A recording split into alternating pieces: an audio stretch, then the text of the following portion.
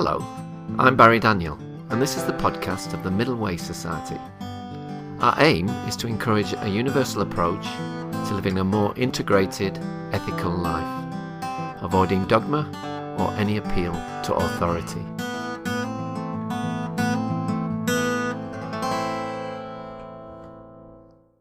My guest today is Rod King, the founder and campaign director of 20's Plenty for Us, a movement set up to campaign for a default 20-mile speed limit in the UK.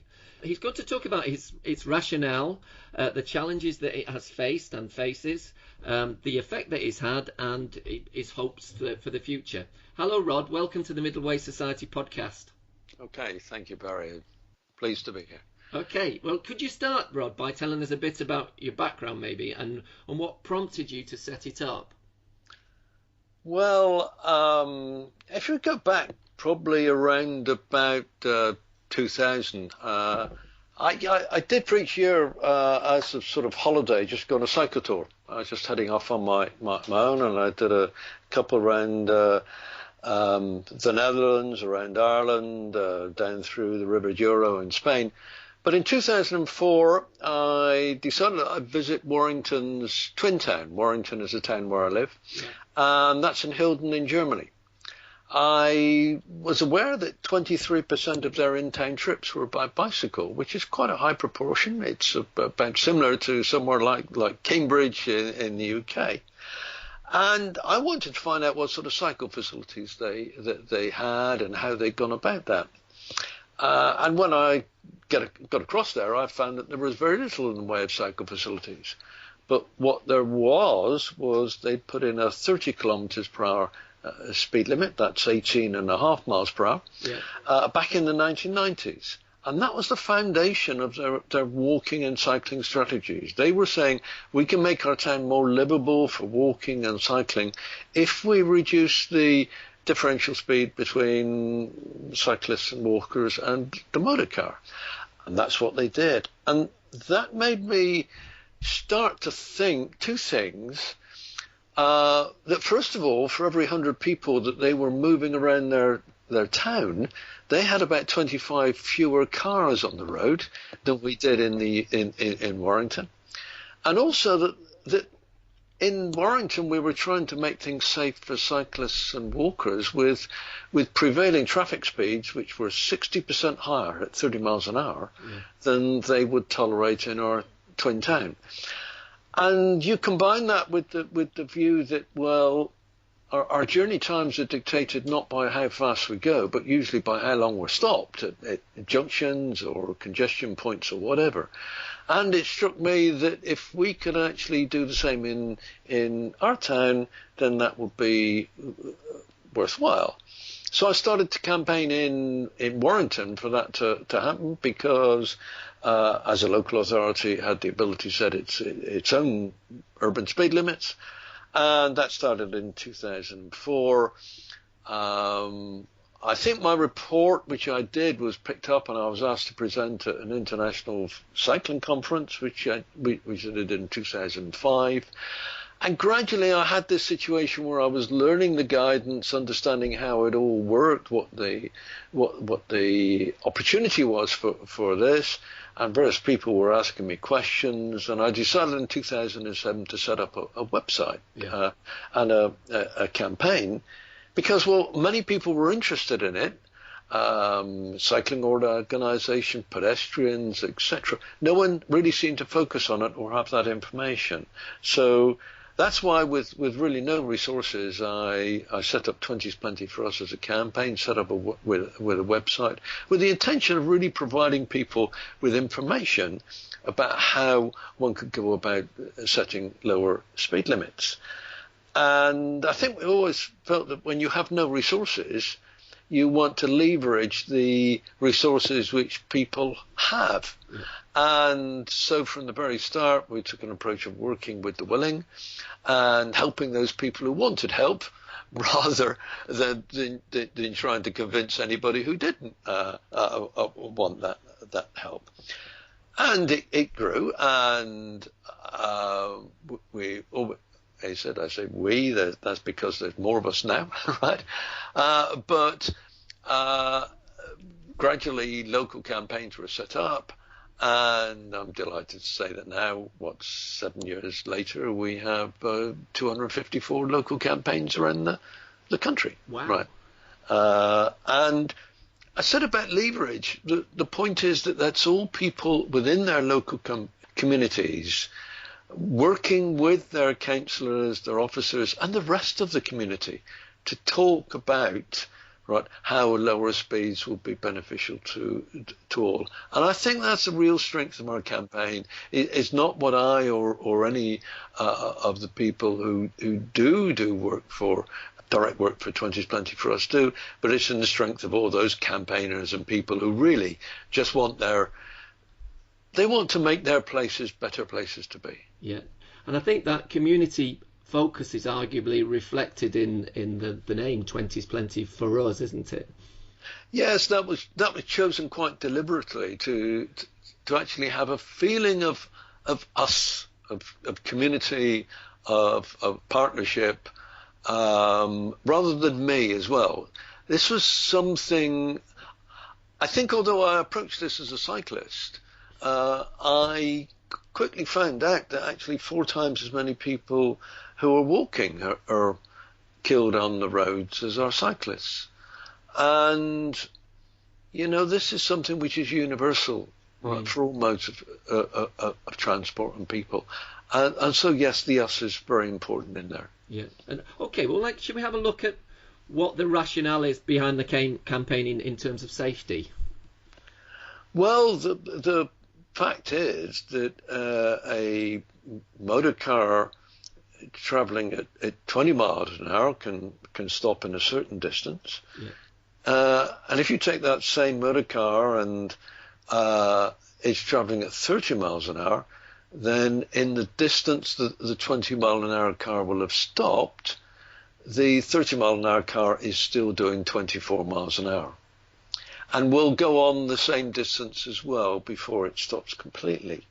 And that gives an idea of how a lower speed has a very large effect in giving everybody, I think, the space and the time to take avoiding action.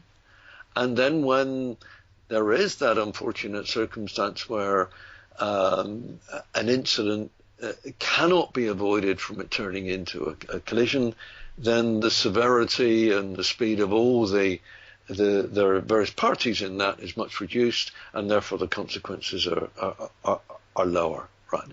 And I think that's an important, if like, foundation of the safety aspect of it. But there are a number of other things which affect safety from a secondary way. And I think that is about when a vehicle is travelling at a lower speed, the driver is able to engage with the community much more. People are seen as people rather than passers-by. Yeah. And therefore, one has a much greater feel, of one's responsibilities to those people. And I think that's one of the things where we've got into this situation where we have perhaps condoned higher speeds. Cars have got very much more comfortable. They've become less noisy.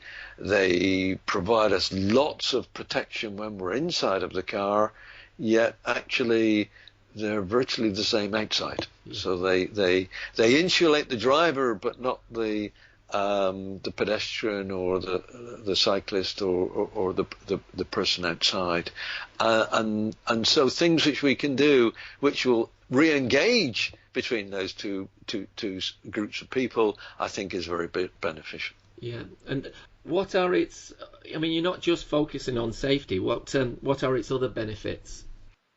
Well, the other benefits I think really come to us when we're walking and using what I refer to as the public space between houses that we call streets.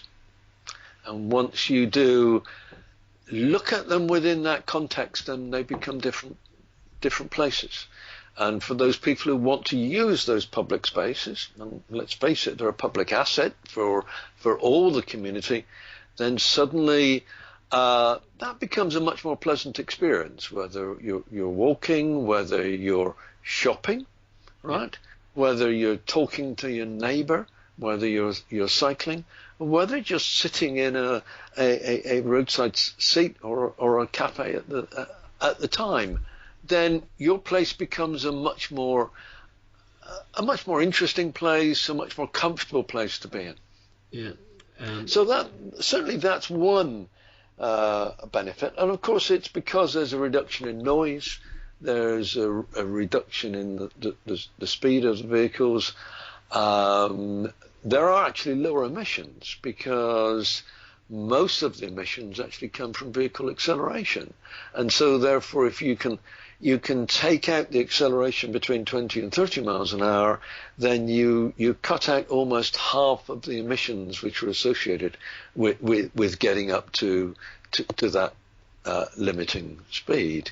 So there are a lot of advantages which come from it. Yeah. Okay. To what extent does it have public support? Well, each year the government commissions what is called the British Social Attitude Survey. And that takes a number of people and gauges their support for many things or views on many things. And every couple of years they actually include a question is, do you believe that 20 mile an hour is the right speed limit for residential streets?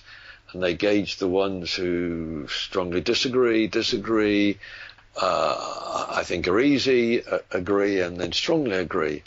And it's about 73% are in favour, all right, and that's something which has been staying high, right? So I think it's one of these things as well, is if you make that decision about what is right from without the confines of your car when one is driving, right, then you will have that view that 20 mile an hour is right. And much of this is about people making that lifestyle decision, that they will just travel at a little bit slower and a more appropriate speed for their surroundings when a 20 mile an hour limit is implemented. You mentioned Germany earlier on. Do you think this is a part of a wider movement or change of attitude to speed worldwide? I think it's perhaps a swing of that pendulum. There has certainly been, I think, in the latter part of the 20th century, there was a view, particularly in the 70s, that, okay, yes, everybody would have a motor vehicle and we would drive everywhere and so on. And I think we've moved on from there into the 21st century. And I think it is something which is almost universal, which I've found once starting this sort of campaign and movement, that it attracts attention from all over the world. And what is more, there are similar movements all over the world for cycling, walking, and just livability of our cities and communities. Have you been working together with other movements in Europe or around the world? Yes, we have. In 2010, I was invited to go to New York to present at a speed conference there. I've been to various ones in Europe. There are a number of movements throughout Europe for lower speeds, or tempo 30, as it's called there, because of course, it's 30 kilometers per hour. And indeed, just last week, I was in Ireland at the invite of the Road Safety Authority in Ireland to talk about the 20 mile an hour limits in the UK at their road safety conference. Right. Okay, I understand that around 20% of people in the UK and actually 30% of Londoners now have a default limit of 20 miles per hour for roads. How has that happened? And has there been a different approach in London to the rest of the country? Well, I mean, yes, there are. Certainly London is different. If we go back, the first authorities which implemented wide area 20 mile an hour limits across the whole authority, which is something which we call total 20. It doesn't mean every road. It means that there are exceptions. But the first one was Portsmouth, I think they're followed by Oxford, and it tended to be unitary authorities. My own authority, Warrington, is a unitary one, so it has total responsibility for all the roads within that town or city. And the situation now is we have, I think, the majority of the larger urban authorities, so we're talking about Manchester, Liverpool, Oxford, Cambridge, Bristol, Bath, Newcastle, Coventry, York, Calderdale, Sefton, the whole of Lancashire, and Brighton and Hove, and we have a large number of the London boroughs. Right. In fact, of the inner London boroughs, we have around about 75% of those have all adopted a default 20 mile an hour limit. Right. Now, the situation is different in London because I think there is perhaps a difference between the inner London boroughs, where they're probably moving ahead of the London norm because of the particular characteristics of probably higher density than the outer suburbs, right? And they also have a lot of workers. I think one of the interesting thing is that one of the London boroughs which has been most keen on 20 mile an hour limits is the City of London, and they have 400,000 people working there who come into the city every day. And they're very keen that they will protect those people with both a better road environment for them to interact with vehicles, and also a more pleasant place to work. Yeah. Right. So there are differences, but again, another development in London is that now Transport for London, which is the authority which manages the major arterial and network roads within London, is implementing some pilots on a number of key London arterial roads. And what they're developing as well is this concept that roads have both the characteristic of place and the characteristic of movement.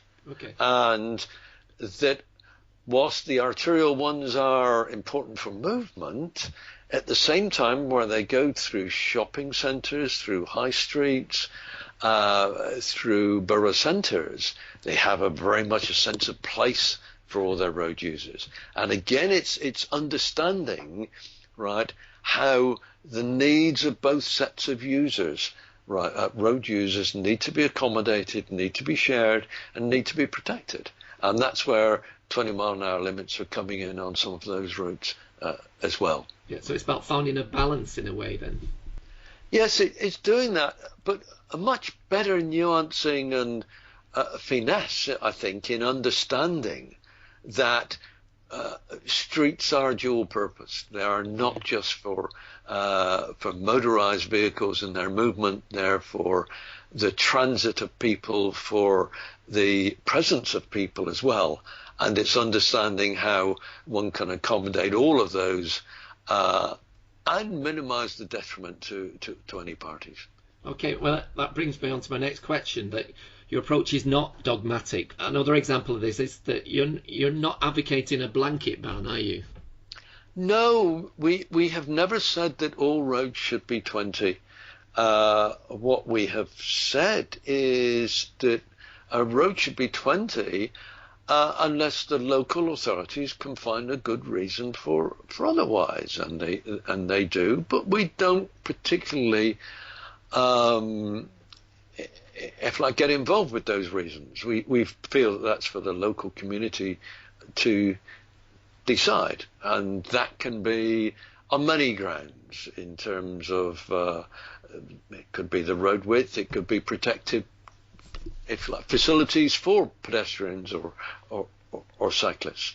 And again, we try and get across that one should look at the principles first and allow the detail to be worked out after those principles, right? And I think that's an important way of going about working in the public domain, right? The detail should never if you obscure the principles which you're looking to get, and that's a better sharing of those public spaces. Okay, so what evidence is there to suggest that it's working? Well, certainly in the pilots which were conducted in Warrington when it was started, they did a very large pilot which included a large area of residential roads. I think it was about 150. And they found a 27% reduction of casualties on those roads compared to the movement of casualties in the rest of the road network in Warrington at the same time.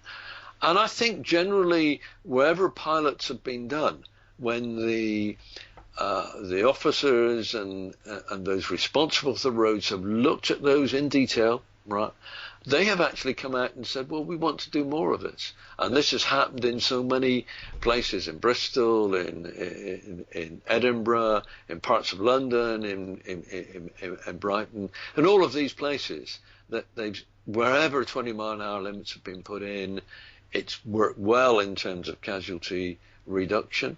And also it's worked well in terms of user satisfaction. Right? So very positive results. Sometimes, however, one has to say that in any intervention, completely pinning down, if you like, causality is difficult. Yeah. Right, and I have to say that. But overall, the trend of evidence is certainly right that lowering speeds have a good effect wherever you can lower speeds. The usual rule of thumb is a 6% reduction in casualties for every 1 mile an hour reduction in speed, right? And that's the sort of thing which we're seeing. There has been some conflicting reports about its success in other areas. I'm thinking of particularly Wiltshire and Leicestershire. I think there are two things. I think there is a comparison to when you put in physically calmed streets to lower speeds. There's no doubt that those work very well, and typically one will get a 10-mile-an-hour reduction if one's going to put in speed bumps, right? Whereas one does get a lower reduction if you just say we're lowering the speed, and some people look at that and say, well, they're not as effective.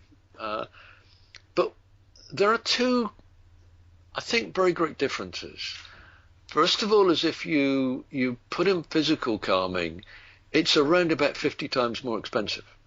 Or to put that another way, you can treat 250 people living on one street with physically calm speed bumps or chicanes, right? Or you can treat 12,500 people with the same amount of public expenditure with a 20-mile-an-hour limit, right? And there's this issue as well that when you put in physical calming in just a very small isolated area, you're actually endorsing travelling faster as soon as you get outside of that physically calmed area. If your prime mechanism of communication is not with lifestyle decisions to go slower, but driving decisions to go slower because it's more uncomfortable, then you're actually limiting the amount of communications which you're getting to really those places which you can afford to put that physical calming in. So it's not a case of saying that physical calming isn't effective, but saying if one wants a macro, if like intervention, then wide area 20-mile-an-hour limits will be better. Will actually be more cost effective as well, because whilst one gets a smaller overall reduction in speeds, it can be over 50 times the area. Sure, right? Yeah. And therefore it is important there. Okay. You've been accused from some sources of being anti-car. What's your response to that? Not at all. I drive. Most of the people who are involved in the whole 20's Plenty movement, if you wish, or even the people saying it's a good thing, drive as well. In that British Social Attitude Survey, they found that 70% of the respondents who were drivers also agreed that 20 mile an hour was the right limit for residential roads. And remember that we're not talking about 20 miles an hour everywhere. And people do recognize as well that one's journey time is not affected by how fast you go. It's by how long you're stopped. And there's that realization that really it doesn't affect the time for journeys. It may mean that you get to the end of the next queue of cars a couple of seconds later, in which case you'll have to wait a couple of seconds less for it to move on, right? But it's not very material in journey times. And I think we're mainly portrayed as anti-car by those people who are vehemently pro-car, right? And that may be something which they wish to do, but once people find what we really are looking for and the people who are involved in the campaign, then they realise that that's a false position. Yeah. Okay. And then another accusation is that you're party political. Well, if we're party political, we've actually probably one of the most successful organisations because we're party political with almost everybody.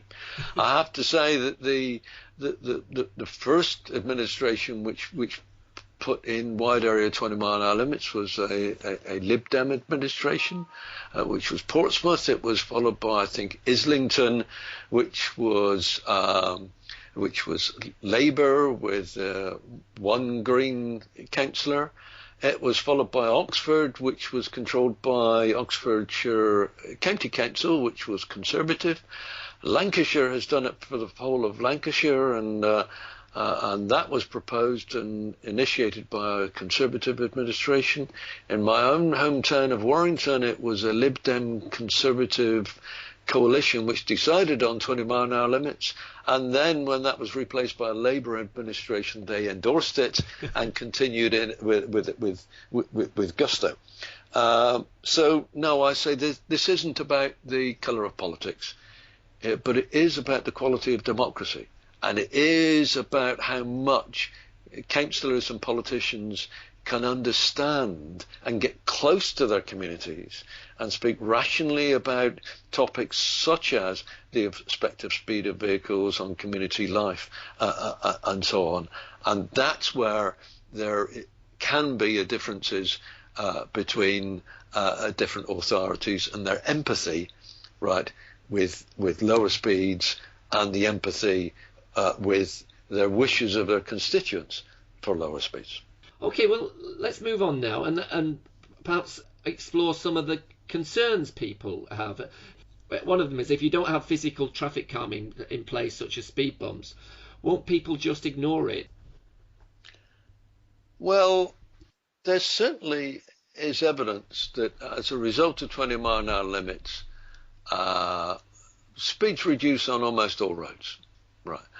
On some roads, they don't reduce much because the speeds were already low, and those can actually dilute the overall average speed reduction. In fact, it varies between about 0 and 6 miles per hour. Those faster roads will get a bigger speed reduction, but they may still not be as low as one would like. One of the things, though, is it's a great mistake to think of this as signs on sticks or traffic management. This is very much about communities through the democratic process, through the process of engagement, which local authorities are doing when they're implementing 20 mile an hour limits, making those lifestyle decisions about going slower. Right. And one of the things with the later implementations by local authorities is they are becoming much more astute in the way in which they're engaging with communities and really providing that community benefit. And they're getting across this view that if you drive fast in a community, you take something away from that community all the time. It doesn't matter whether you haven't hit anybody, but you're taking something out of that community if you drive faster. If you drive slower, you always put something into the community. You make it a better place for people to walk. And if there's something which can actually make us feel better, and we can align that with something which makes the community feel better, then that's a very powerful thing. And that is really what is happening. And the more it's recognized that 20 mile an hour is the right speed limit for residential roads, then the more this is seen not as a controversial thing, but as very much a social norm. And 20 mile an hour limits are very much becoming the social norm in our cities and towns across the country. No, I really like that idea of putting something into the community rather than taking out. Perhaps in relation to this, you prefer to talk about compliance rather than enforcement. Could you expand on that? Well, many people will ask that question, well, what about enforcement? Well, you only need enforcement if you haven't got compliance. Right? And so rather than focusing on enforcement, I prefer to look at compliance and how one can gain compliance. And that is very much through that whole engagement process. And the engagement process can involve multi-agencies within communities. I've talked previously about the benefits, but one, if like more indirect benefit, is independent mobility. Independent mobility for our children. How do we feel about children going out on the streets, right, where there's a 30 mile an hour limit right outside our door, right? How do we feel about the elderly doing that twice weekly walk to the shops, and the time which it may take them to cross the road with fast traffic? So what we've got in all of this is a recognition and engagement that it can involve those responsible for the mental health of our children. It can involve those who have the responsibility for the physical health of the elderly when they stop their active mobility and walking to the shops. So suddenly what we have is a lot of agencies within a authority way beyond road safety or traffic management are actually saying, well, yes, in education this will be good if we can get more children walking and cycling to school, finding their independent mobility through their early years and through their teens. The public health will be saying we can get more people feeling more comfortable about walking and cycling, and we can for the elderly as well. So suddenly you have a lineup of agencies within the public sector who are actually saying, well, we can add our weight to this as well. So suddenly, right, if we get this alignment, then the message is getting across in a much more coordinated way through the engagement, and that raises compliance. But equally, if you look at the people around a room in the public authority that can assist in that, you get to the police and you find they have a role as well. And their role is to provide that enforcement for those who haven't accepted that compliance need through that engagement process and haven't done it willingly. And that is actually what the police are designed for. We have a long-held principle in this country that we have elected representatives of communities set laws. We have a professional police force that enforces those laws, and we have an independent judiciary that sentences those who break those laws. Yeah. And I think that's something which we have, which works very well. But at the same time, it works most of all when we have to do as little of it as possible. Yeah. But we will always have to do some. I heard about an interesting initiative in Liverpool that involved the schools. That you'll probably know more about this than me, but that if someone gets caught speeding near a school, then they have to go into school and confront the kids that use that school. Is that right? I think it's another way of engagement, isn't it? Yeah. And it's a way of the police and the schools say, look, there is a dimension to this. This idea that speeding is a victimless crime is a myth. Speed becomes greed when the few seconds which you save take away the right of children and the elderly and all of us to feel that we can walk or cycle and use our streets. So ways in which we can actually make that clear, right, through community values being expressed in that way, I think are a very positive thing, right? And yes, that's a very, I think, interesting and excellent initiative, yeah. Which actually shows that this all matters. What's the sort of process of change within local communities? Well, often we will get someone who comes to us and say they represent their community, they want lower speeds, but they maybe have contacted the council officers and they weren't getting anywhere or whatever. And one of the ways in which we respond to them is to say, well, look, the most important thing is that you're able to measure the extent and scope of your community support, because within local authorities, within national governments as well, policy is set by representatives of communities understanding what their communities aspire for.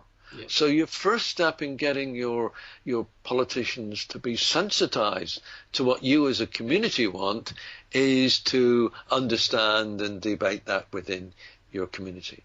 If then politicians can understand that this is what their constituents want, then they can work with the professionals within that public body, that local authority, the traffic engineers, the public health people, etc., and say, how can we deliver what people want?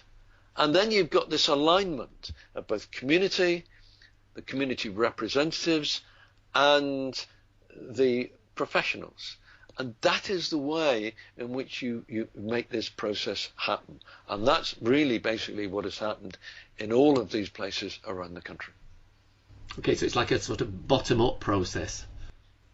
I think it's what we call community-led, establishment endorsed. Okay. And we often say that if you want behaviour change at community level, for the man and woman in the street or driving the car, then what better way to actually start than with the community, yeah. Right? So it's community-led, but importantly, it's establishment endorsed. And that's when the local authority sets those speed limits and says, these are mandatory speed limits. They're not advisory. This is what we expect, and this is being endorsed by the establishment and the authority and the law. In terms of the future, do you have a target? Well, I mean, we started off with a target of just helping those communities who wanted help. And over the years, that has been really successful, with now most of the urban authorities taking this up. And other urban authorities, I think, thinking it's worthwhile, but maybe it's not quite so high on their list of priorities or in terms of expenditure, right? So one of the things which we have now, I guess, as a target is delivering this more universally, right? Because this clearly is a universal aspiration at community level to make better places to live. And one of the biggest problems which there has been in terms of cost in the UK has been that when 20 mile an hour limits were put in the early 1990s in the UK, they were special places which were the exceptions rather than the rule. Yeah. And therefore there had to be a lot of signage to tell people that one had to slow down here, right? And it was abnormal. Well, now we have places like Birmingham, Manchester, Liverpool, most of inner London saying 70-80% of our roads have a 20 mile an hour limit. The exceptions are the 30 mile an hour now, not the 20, right? So all of those places have rejected the 30 mile an hour blanket limit as not being appropriate anymore. So we think it's time for the government to recognise that it's in transition from that 20th century view of 30 everywhere and 20 mile an hour in a few places to a situation where it now has 20 mile an hour in almost all the urban areas, with 30, 40 or 50 mile an hour limits where appropriate. And to do that in a way where it becomes the national norm by 2020. But in the meantime, it recognizes that if a city or town can say we're a 20 mile an hour city, then within that place, 20 mile an hour is a default, and you only put the additional repeater signs. These are the ones within a limit, by the way, not the boundaries between 20 or 30 or 30 or 40, right? But you only put the repeater signs on the 30 mile an hour roads, which at the moment isn't allowed. Right. What is your understanding of the middle way, Rod, if any? And if so, how might that relate to what we've been talking about today? Well, my understanding that the middle way is trying to take two sides of something, and then looking to find how the different, if like, features of each can be brought together to see where they match, and to see where there are misunderstandings, and how those misunderstandings can be resolved into common benefits. And I think that the whole 20 mile an hour movement is very much about that. It's about bringing together separate perspectives, perhaps. The perspective which one gets when one's driving a car, with the perspective where the same person is actually standing at the side of the road. Yeah. Right? The perspective of the person who particularly always drives their car against the person who may cycle. Right? And I think one of the things which we always have done is to try and provide context. Context for the issue of speed, context for the issue of the choice of people to choose whether they should walk or cycle. Context in terms of widening the benefits and seeing the disbenefits as well, and putting all of those into perspective. I mean, a good example of this, if I go faster on my way to the next congestion point, does it really benefit me? Well, yes, it does, because it feels as if I'm making good progress. But that's a benefit for me which is very short-lived.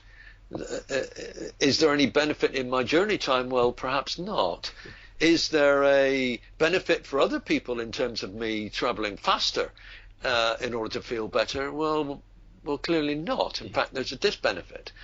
And it's about taking these issues, I think, and trying to get them down into their basics, understand that context and the different context for different people, and how that would affect their lives.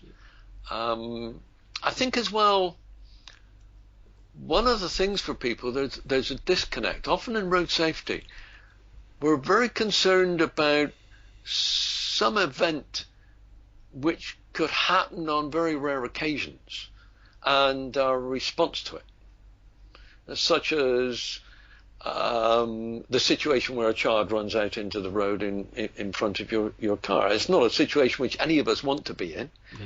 It's probably a situation that very few of us have really experienced.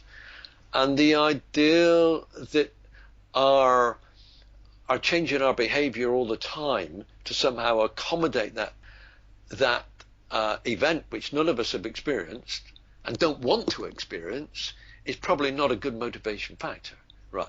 But actually driving slower so that we can make our community feel better every time we drive slower is something which we can get a much better feedback on, right?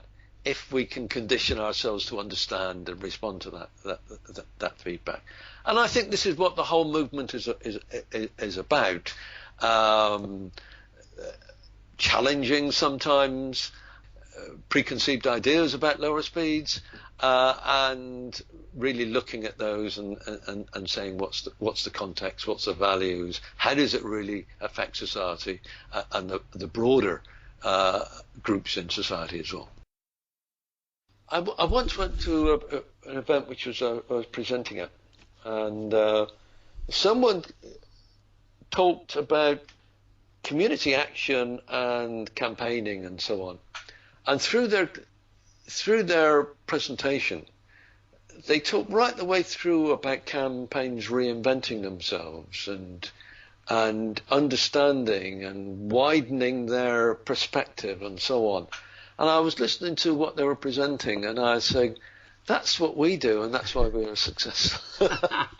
And I think I've gone through this, and I actually think, well, yes, actually, the middle way is probably what we're doing. Yes. It's actually saying the two extremes and saying, no, we're not the people who are saying there shouldn't be any cars, and we're not the people who are saying we should only have cars. We're the people who are saying, how can we work all this together and share what we have? I think for me, that's the middle way expressed wonderfully, very, very effectively, Rod. Okay, my last question.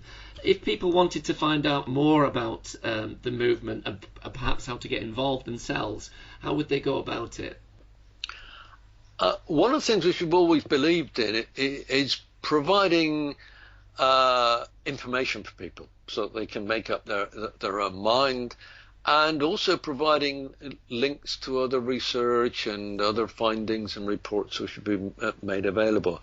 And that's where our website, I think, is very important. If you look at our website, which is www.20'splentyforus.org.uk, then you will find that we've got two areas. One is briefings, where we have about 50 individual briefing sheets, all about a page long, on various subjects. It might be how children and families benefit, it might be on emissions, it might be on the results which they've found from a particular report done in Edinburgh or some other city.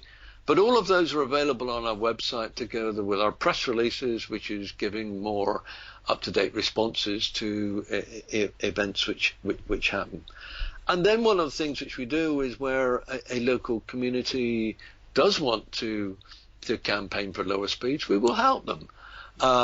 We will provide them with that information. We'll give them advice on how to go about it, how to make that community support tangible, so that the politicians can understand and respond to that support, and then how that may over time be progressed into an actual development of policy by the local authority.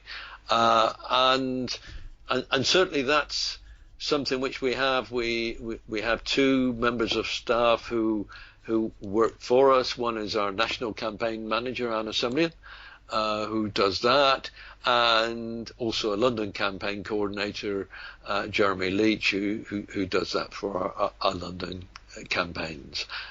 So yes, we'd be delighted to assist anyone who wants to do that. They can contact us by email as well, right, or telephone. We'd be pleased to respond. Okay, well, thanks very much for talking to me today, Rod. It's been not only it's been very informative, it's been a real pleasure, and good luck with the project. Okay, thank you.